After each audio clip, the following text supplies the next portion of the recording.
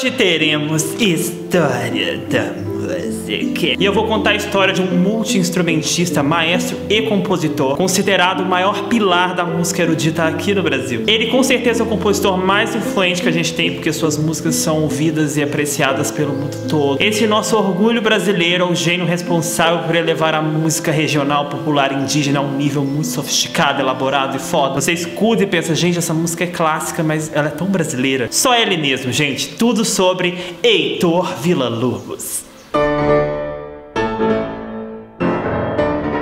E aí, já deu like no vídeo, já se inscreveu nesse canal? Eu não sei, mas faça. E não deixe de conferir aqui na playlist do Tudo Sobre se eu já contei a história do seu compositor favorito. Então vamos lá. Heitor Villa-Lobos nasceu no bairro de Laranjeiras, no Rio de Janeiro, no dia 5 de março de 1887. E faleceu no dia 17 de novembro de 1959. Filho de Raul Villa-Lobos, que era diretor da Biblioteca do Senado e também era músico amador, e da Noêmia, dona de casa. Mamãe Noêmia queria que o seu filhinho Heitor fosse médico, porém o pai era tão apaixonado em música que influenciou o menino a começar a tocar violoncelo. Mas como o menino era muito pequenininho, ele adaptou uma viola. Viola é tipo um violino um pouco maior assim, que tem um som mais grave. O que o pai fez? Colocou na vertical e fez o menino ter suas primeiras noções da música ali, com pouquíssima idade. E também ensinou o filho a tocar violão. Com apenas 6 aninhos de idade, Heitor Villa-Lobos já experimentava suas primeiras composições. Nessa idade ele compôs sua primeira música ao violão, baseado em cantigas de roda.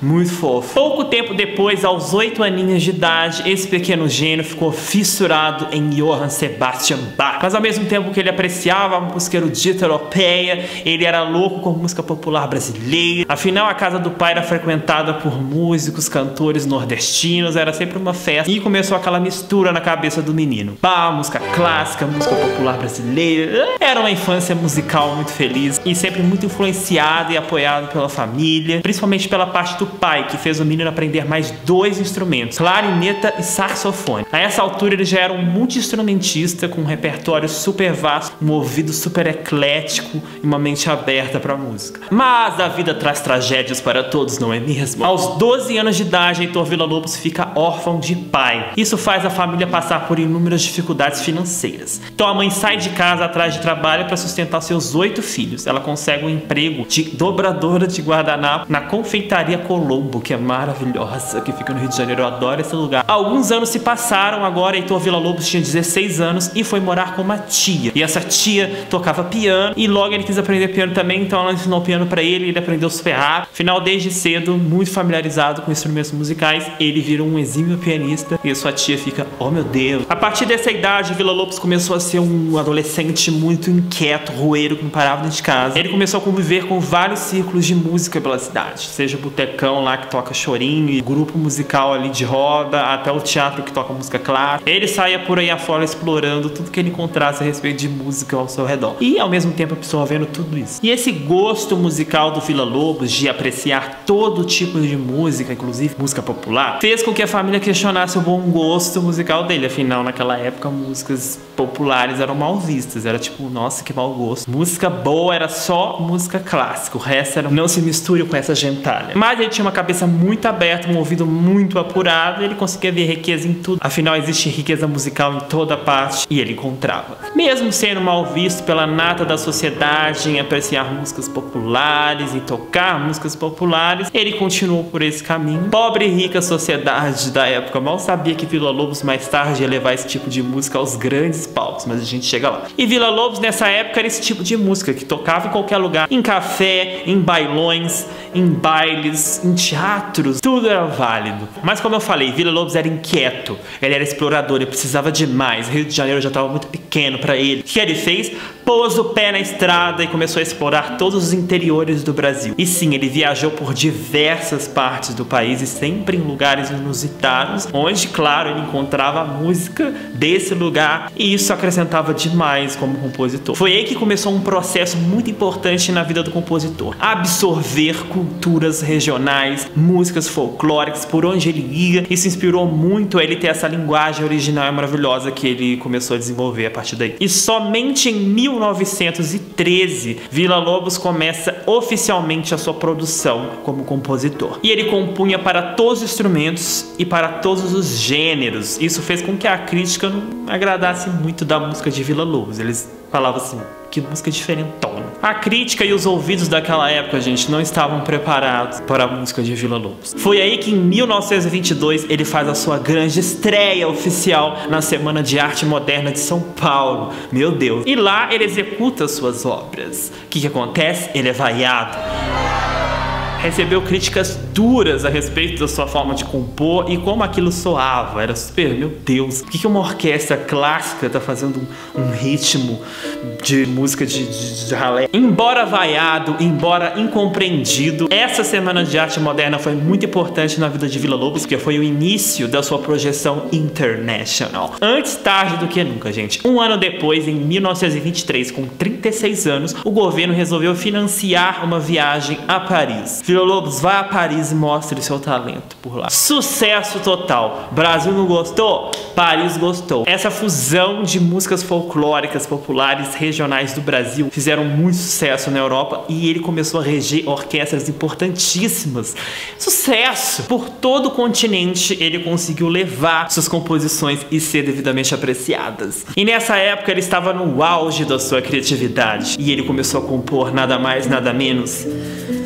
Arrepiei. As Baquianas Brasileiras. As Baquianas Brasileiras é uma suíte para diversos instrumentos. E essa composição expressa muito a afinidade que Villa-Lobos tinha com Bach. Por isso essa influência, Baquianas, Bach. Embora Villa-Lobos fosse muito inspirado em Bach para fazer essa suíte, essa música tem uma harmonia e uma melodia extremamente inovadora, original e moderna. Lindíssima que você precisa ouvir. Eu toquei aqui, ó, no piano, a introdução da Baquiana número 4. Então clique e confira. É linda a melodia, linda. Com aquele toque brasileiro.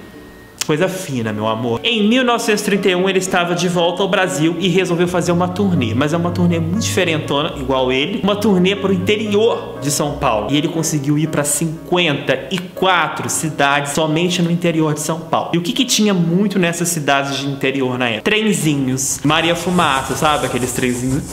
Isso fez ele se inspirar na música mais legal que ele tem, o Trenzinho Caipira. Trata-se de uma obra para orquestra que imita igualzinho um trenzinho. O apito, o acelerar da máquina, é uma coisa incrível. O Trenzinho Caipira de Villa-Lobos é uma obra descritiva muito... Eu estou ouvindo um trenzinho saindo do interior de São Paulo. É maravilhoso. A orquestra consegue realmente imitar um trenzinho caipira. Clica aqui e confira, é bem legal. Entre 1937 e 1945 era obrigatório nas escolas regulares o ensino da música. Que pena que hoje não é, né? O grande maestro Heitor Villa-Lobos nessa época foi nomeado secretário da Educação Musical. Assim ele pôde orientar os professores da rede pública como ensinar música para crianças, introduzindo métodos muito bons que ele elaborava, como o canto orfeônico, que é um tipo de canto amador em conjunto que educa musicalmente muito bem um grupo de pessoas, no caso crianças, e ele trazia a música para o maior número de pessoas possíveis. E ele acrescentou muito na educação musical do Brasil. Mas desde aquela época o brasileiro tem essa mania de não apreciar a música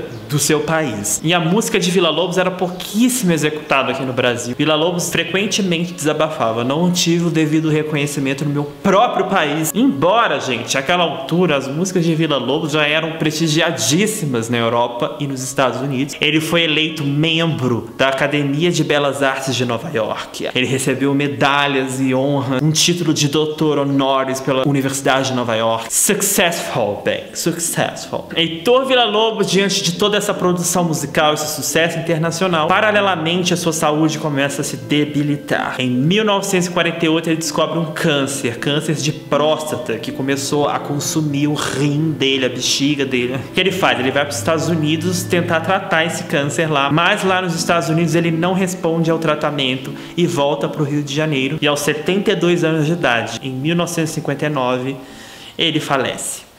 Morreu nessa linda pátria que ele tanto amava, porém não o compreendia. Agora vamos a algumas curiosidades e vida pessoal de Heitor Villa-Lobos. Villa-Lobos compôs praticamente para todos os instrumentos e experimentou todos os gêneros de composição. São mais de 1000 obras que esse compositor deixou para nós. Villa-Lobos se casou aos 25 aninhos de idade com a pianista Lucília Guimarães. Foram 23 anos de casamento até Villa-Lobos conhecer uma professora de música aí nas suas viagens do exterior, a Arminda Almeida, que fez o coração de Heitor Villa-Lobos sacudir. O que ele fez? Escreveu uma carta pra esposa. Aqui, acabou, tá? Conheci a Arminda e estou apaixonada por ela. Ele desmanchou esse casamento de 23 anos pra ficar com essa Arminda Alves aí. Mas pelo menos essa Arminda ficou com Villa-Lobos até o final. O amor durou pra sempre, até a sua morte. Villa-Lobos nunca pôde ter filhos porque ele contraiu uma doença venérea na juventude que fez ele ficar estéril e ele nunca mais podia ter filho. Pra vocês terem uma ideia, Villa-Lobos ficou tão amado na nossa pátria que anos depois, uma nota de 500 cruzados tinha o rosto dele estampado. Olha só que chique, gente. Quem tiver essa cédula, por favor, me dá. Lembra daquela estreia de Villa-Lobos na Semana de Arte Moderna em São Paulo, que ele tocou e todo mundo vaiou ele? Além da música dele ser esquisita pra todo mundo, ele tava esquisito porque ele tava de chinelo e casaca pra reger. Mas por que ele tava de chinelo? Ele tava de chinelo porque ele tava com sintomas de gota. Ele tava doente de gota e ele teve que ir de chinelo. Em 1937, durante o Estado Novo, onde o Vargas tomou o poder por decreto, no dia 7 de setembro, no dia da independência, ele conseguiu reunir 30 mil crianças para fazer um coral. Já imaginou um coral de 30 mil crianças? Essas dezenas de milhares de crianças cantaram o coro do hino nacional. Deve ter sido lindo. A primeira composição escrita de Villa-Lobos foi aos 13 anos de idade e chamava Panqueca. Só que o tempo perdeu essa partitura. Ela sumiu e não temos a partitura da Panqueca. Nunca vamos ouvir a Panqueca. E Villa-Lobos também não lembra como que ele compôs a Panqueca. Relatos de quem convivia com Villa-Lobos dizia que ele só conseguia compor com muito barulho. Isso mesmo, ele só conseguia escrever as músicas dele se tivesse muito barulho no ambiente. Então ele ligava o rádio no volume máximo, abria a janela da rua e assim vinha a inspiração, com muito barulho. O Dia da Música Clássica no Brasil é comemorado no dia do aniversário do Villa-Lobos, gente. 5 de março, Dia da Música Clássica, é o aniversário do Villa-Lobos. Bom, gente, eu espero que vocês tenham gostado da história de Villa-Lobos. Não deixe de escrever aí nos comentários qual é o próximo compositor aqui do Tudo Sobre. E é isso, né, gente? Um beijo do Franz.